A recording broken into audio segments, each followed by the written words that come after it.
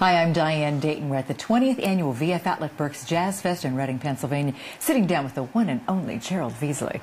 Thank you for being with us, Gerald. Always a pleasure, Diane. Boy, this has been a fun festival, hasn't it? It's been great. It's hard to believe that this is the 10th day. There's been so much great stuff, and I'm a little tired. Well, I'm sure when it all started, too, when you and I had the opportunity to do a radio show together, 4 weeks, leading up to the festival. That was so special to get to hang out with you. And it was fun. Mondays at 7 and kind of talk about the festival, and now it's almost all behind us. Yeah, almost. And Bass Boot Camp went really well this year, didn't it? This was this is our 9th year, and this year was our biggest. We had over 80 students from all around the country, including Canada, and all kinds of great players who are on our faculty. We have a faculty of 9 world-class bass players that keep coming year in and year out, and a lot of our students who have come year and year and year again and again.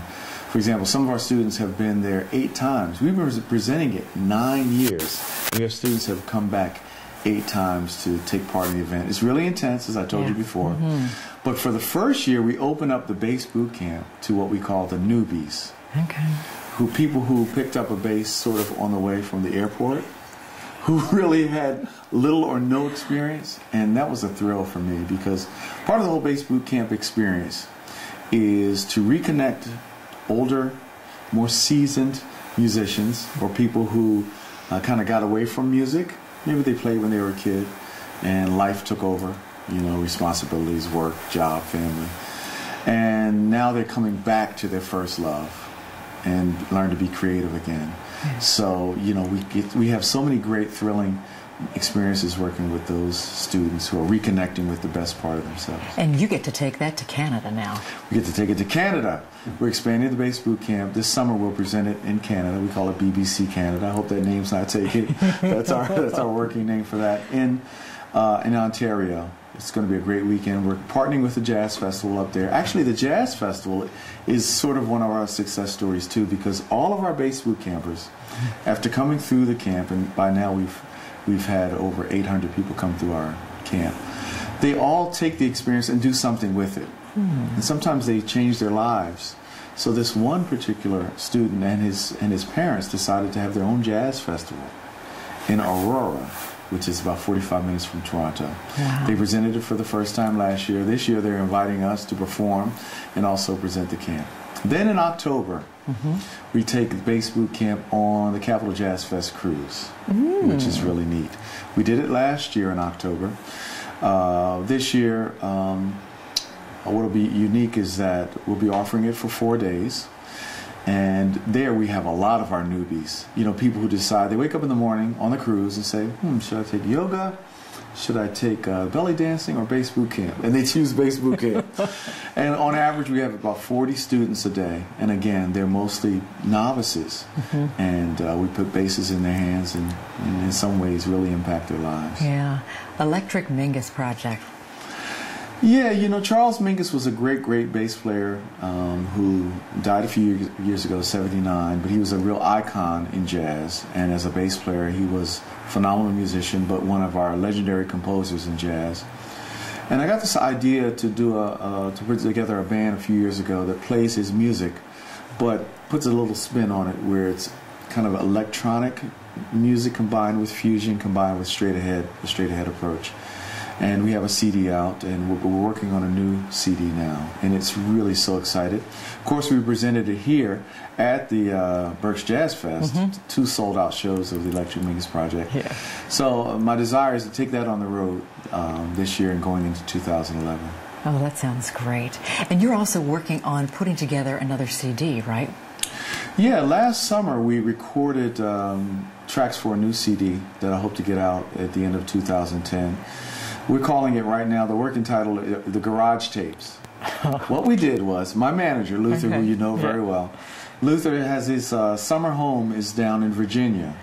And he said, man, we'd love to have you guys come down, just hang out, be sort of a band retreat, record. Well, we did that. We went down, turned his garage into a recording studio. I set a goal of writing a song a day to prepare for it. So at the end of that month of preparing, I had 22 songs written. We went down there for a couple days, recorded all these tracks, And then we've just been going through this wonderful music that was inspired by being out in the country where nobody's cell phones worked. Yeah. So everybody had to really focus.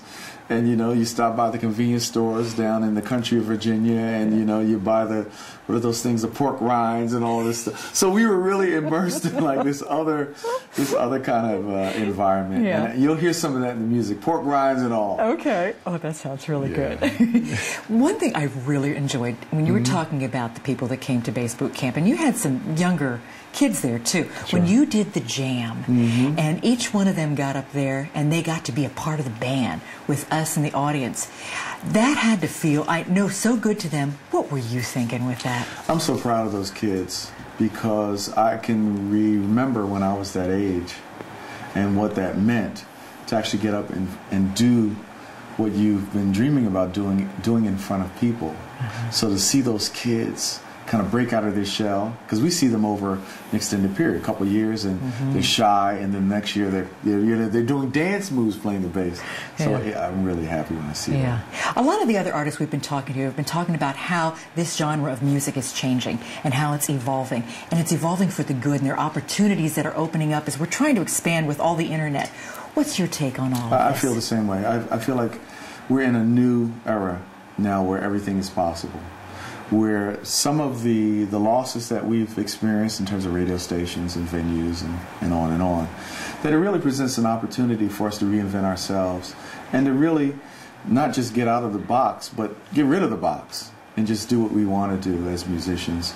And the great thing is that the fans are there with us every step of the way. We can see the examples here in places like the Berks Jazz Fest and other festivals, that the fans, even when the industry moves away, the fans are still there, hungry and ready for the music that they love. Yeah, and you can tell by the sellout that it was here with the shows that we had. Definitely. Thank you so much for taking time with us today. My pleasure, Diane. Because it's always good to catch up with you and see what's next and new on the horizon. And hopefully we can catch up together on the radio again. We'll have to do that again. We'll have to do that again. It was a lot of fun. We're coming to you from the 20th Annual VF Outlet Berks Jazz Fest in Reading, Pennsylvania.